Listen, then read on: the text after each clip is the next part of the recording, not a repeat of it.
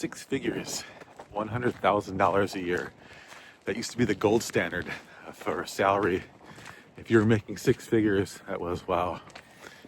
That's impressive. You must, you have it made. You've made it. You're set. You have a great job. Today, not so much. It's still a good salary for sure. It's actually well above the median salary in the United States. But and it still sounds good. But why does making six figures make you feel so poor? There are 5 reasons why I think that's so. Let's call them the big 5. Number 1 is housing. It's usually the major expense for most people. Housing is incredibly expensive, especially now with interest rates high.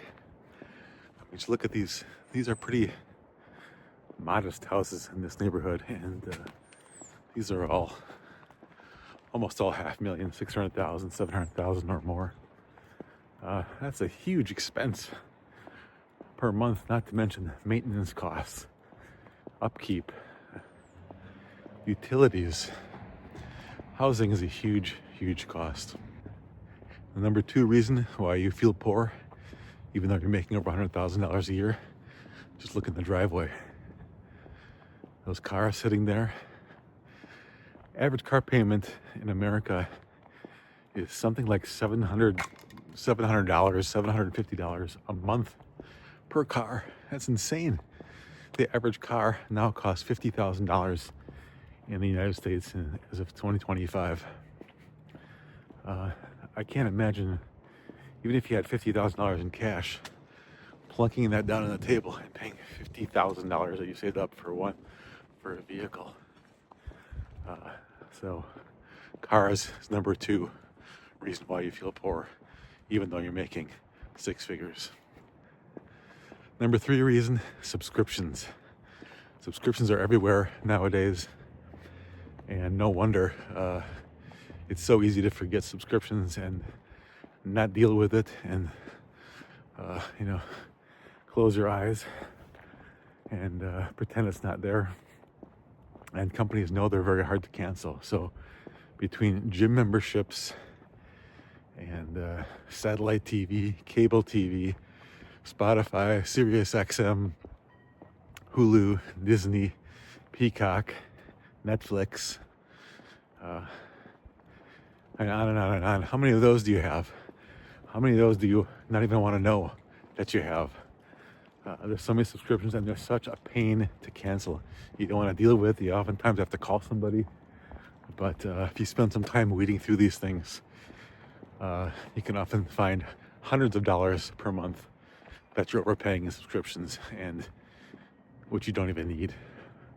So subscriptions are number 3. Number 4 is dining out. Dining out can be incredibly expensive. Again, especially now, it seems like since COVID, things have really spiked up, and oftentimes, say you have a family of 4, I could see easily spending, just for takeout at a regular, moderate restaurant. Takeout might be $80, $100. $100 each night is a lot. That adds up, especially when you consider what you can make with ingredients at home. I think you could easily spend 10% of that. Let's say $10, $15 if you're creative. Some pasta, some meat, some veggies. Make something at home. Especially if you shop at the right grocery stores, like Aldi, something similar. You can cut your food costs by 90% in many cases. So the dining out is another thing that you just kind of don't even want to know how much you're spending. But if you look, even if you don't have a strict budget, if you just go look at how much you spent dining out in the last 3 months, you might be shocked. And the number 5 reason you feel so poor, even though you're making over 6 figures, and this one is really was a shocker to me when I actually looked at the numbers. These things cost a lot of money, and the things I'm talking about are kids. So obviously, if you don't have kids, this doesn't apply. But if you're thinking about having kids, you might want to hit the pause button, or just make sure you really want them, because the average According to the reports I've seen, the average child starting in 2024 costs an average of $25,000. It varies per state. Obviously, it would vary a lot per family, what you're spending on, but the high states are around $35,000 per kid.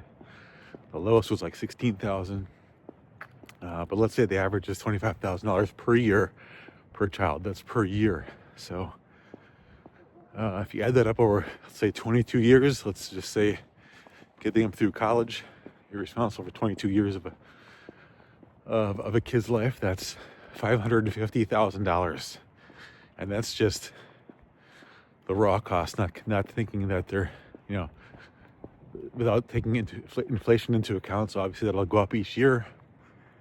And if you factor in what you could have done with that money, invested it in the stock market, you're looking at well over, I'm sure, $1 million per child. So before you have a kid, you can ask yourself, is it worth $1 million to have this child?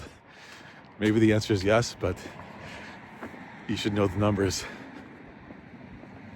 So you're factoring in things like the extra housing space you need, the extra food, and diapers, and supplies, and clothes, and the college fund, and sports, and musical instruments, and driving around, an extra car, and extra space, and extra.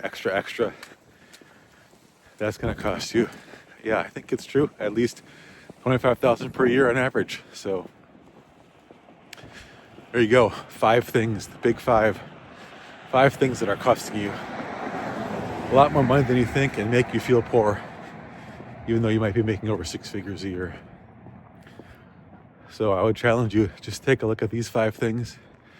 What can you cut? What can you be creative with just these 5 areas? If you do, I'm sure you'll be saving a lot more money, which means a lot more wealth in the future, which means you're more anti-fragile. If you like this video, give it a thumbs up and hit that subscribe button. Otherwise, see you in the next video.